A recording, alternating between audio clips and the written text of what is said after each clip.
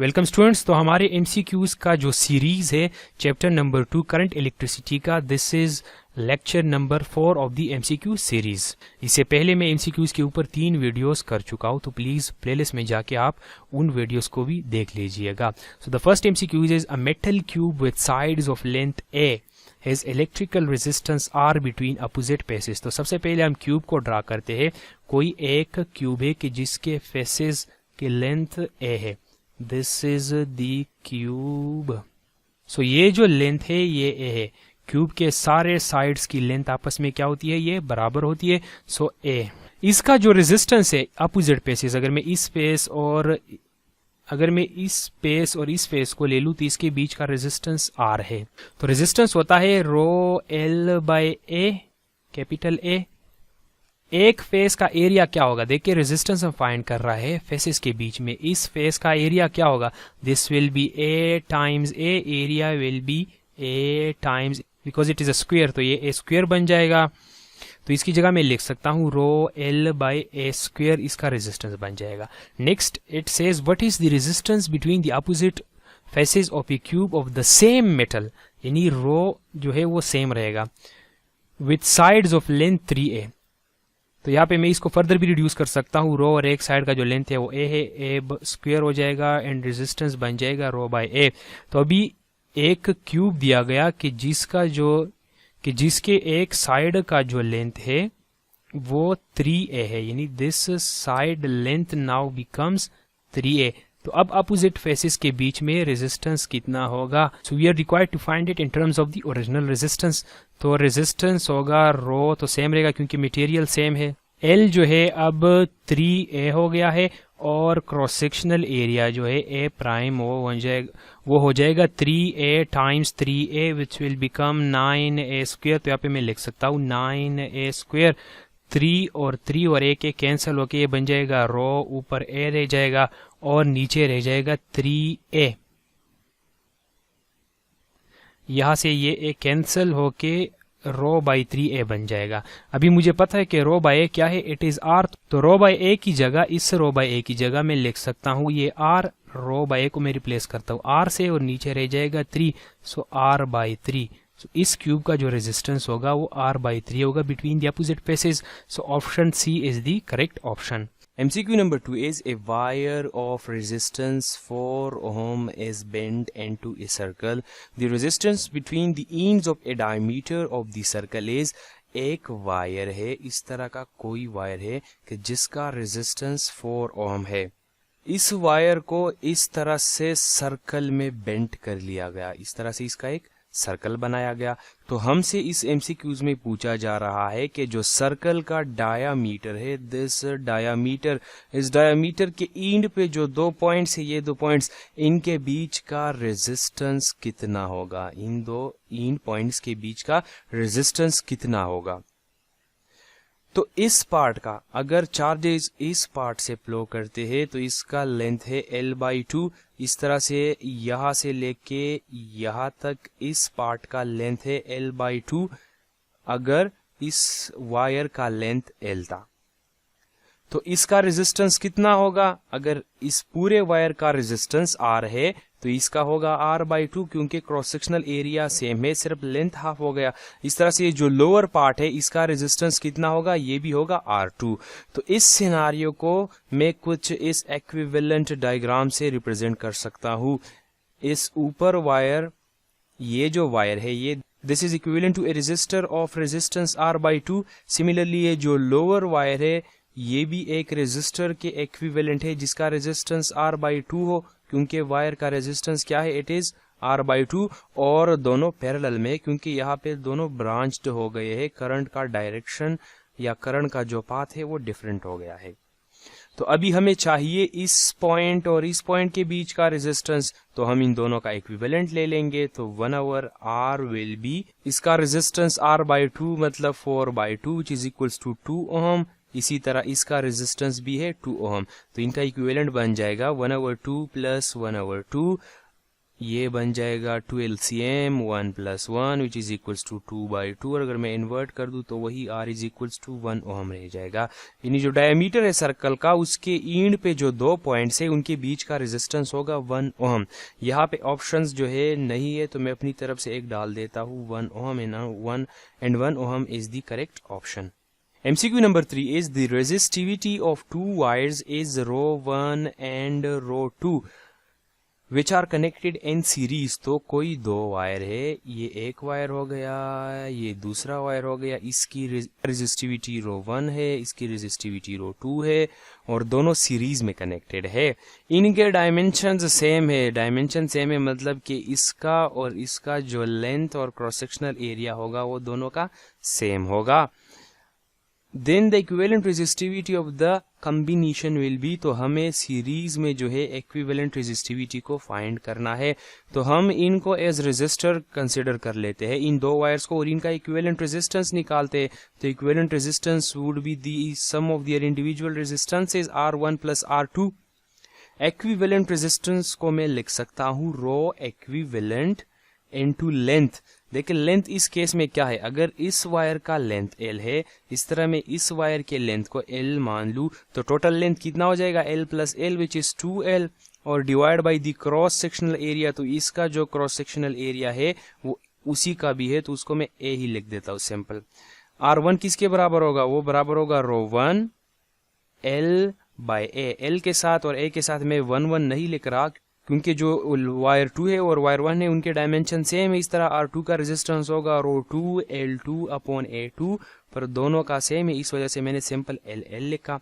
यहाँ से बन जाएगा 2L/A और रो इक्विवेलेंट और यहाँ से बन जाएगा, अगर मैं L/A को कॉमन कर लूँ तो ये बन जाएगा ρ1 + ρ2। L/A कैंसल्स आउट और यहाँ पे जो रो इक्विवेलेंट है ये बन जाएगा ρ1 + ρ2 divided by this 2. So equivalent resistivity would be ρ1 + ρ2/2. So option C is the correct option. MCQ number 4 is student kept her 60 watt and 120 volt study lamp. तो पावर उसका 60 वाट है, उसका जो वोल्टेज है वो 20 वोल्ट है। उसने इसको ऑन रखा 2 PM से लेके 2 AM तक यानी 12 आवर उसने ये चलाया है। How many Coulomb's of charge went through it. तो हमने Q को निकालना है कि कितना Q जो है वो ट्रांसफर हो गया।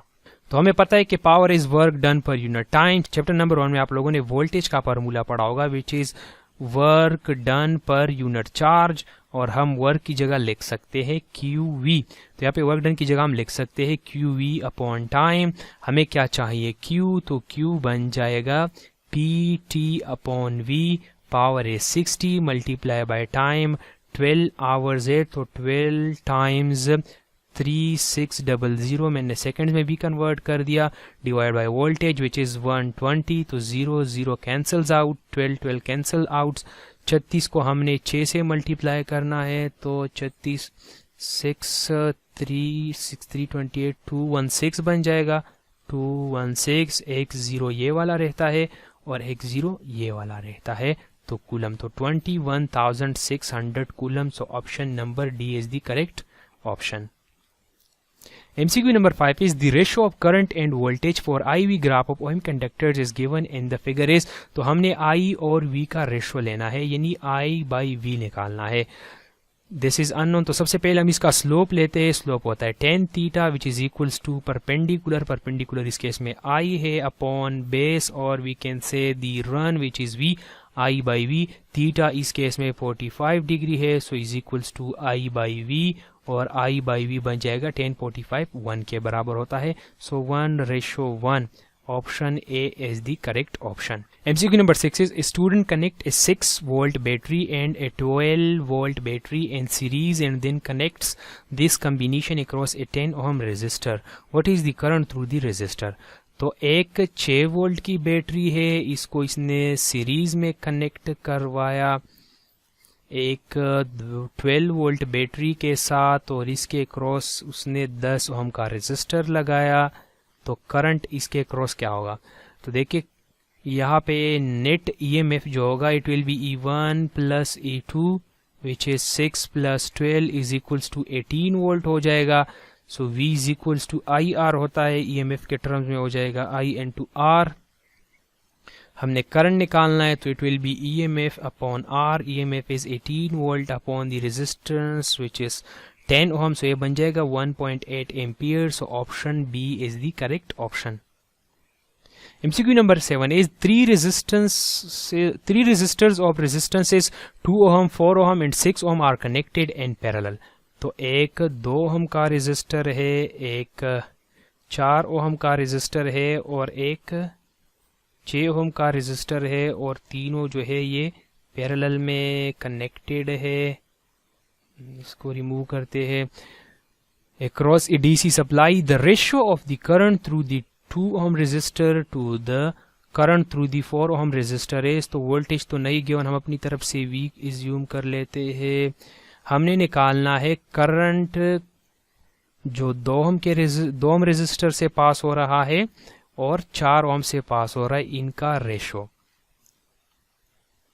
तो मैंने पहले बताया था कि इस तरह के MCQs को करने के लिए आप लोगों ने क्या करना है कि V across 2 ohm will be the same as V across 4 ohm, क्योंकि ये पैरेलल कॉम्बिनेशन है। तो इसका जो V across 2 ohm को मैं लिख सकता हूँ I times resistance, I of 2 ohm times its resistance is 2 ohm which is equals to voltage across or the drop across 4 ohm is I across 4 ohm multiplied by its resistance which is 4 ohm।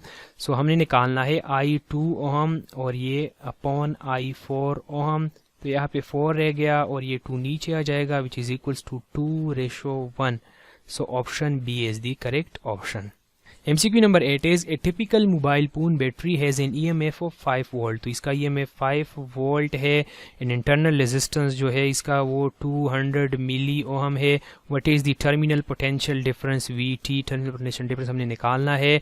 when it supplies a current हमें given है 500 milli ampere.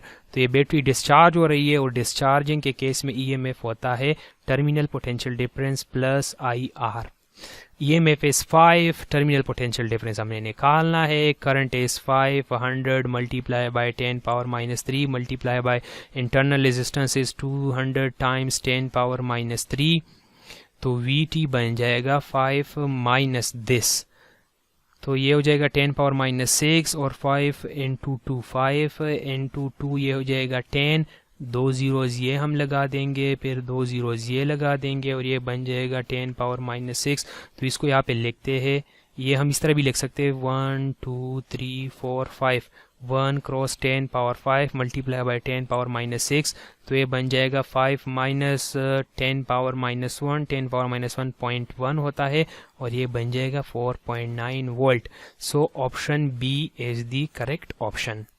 MCQ number 9 is based on the first law of or the first rule of Kirchhoff current rule। 4 wires meet at a junction। तो मैं सबसे पहले 4 wires को draw कर लेता हूँ। 4 wires meet at a junction। The first carries 4 ampere current N to the junction। तो एक जो है N to the junction 4 ampere का करंट लेके आ रहा है। The second carries 5 out of the junction। तो यहाँ पे out को मैं 5 एम्पियर आउट हो गया। And the third carries 2 ampere out of the junction. तीसरा जो है वो 2 एम्पियर का करंट जो है वो आउट कैरी कर रहा है। दी फोर्थ कैरीज, तो इस फोर्थ में क्या करंट होगा? तो सबसे पहले अगर हमें पता है, देखो 5 एम्पियर उठी 7 एम्पियर का बाहर जा रहा है और 4 एम्पियर का इनवर्ड आ रहा है, तो दिस मस्ट बी इनवर्ड। हम इसको आई का नाम देते हैं, किरचॉफ रूल को लगाते हैं। तो current flowing towards junction are taken is positive. So I plus 4 leaving currents are taken is negative। minus 5 minus 2 is equals to 0।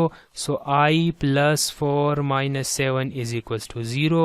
I minus 3 is equals to 0 and I is equals to positive 3। तो 3 ampere का current जो है ये चौथा branch लेके आ रहा है। पॉजिटिव साइन शोज के it is towards the junction. So 3 ampere current into the junction. Option D is the correct option. इस वीडियो में इतना ही। इसके बाद वाली वीडियो में हम बल्ब के एमसीक्यूज लेंगे ब्राइटनेस के, कि कौन सा बल्ब जो है वो ज़्यादा ब्राइट जलेगा, सीरीज़ में लगाए तो क्या होगा, पैरेलल में लगाए तो क्या होगा। तब तक के लिए अल्लाह हाफिज़।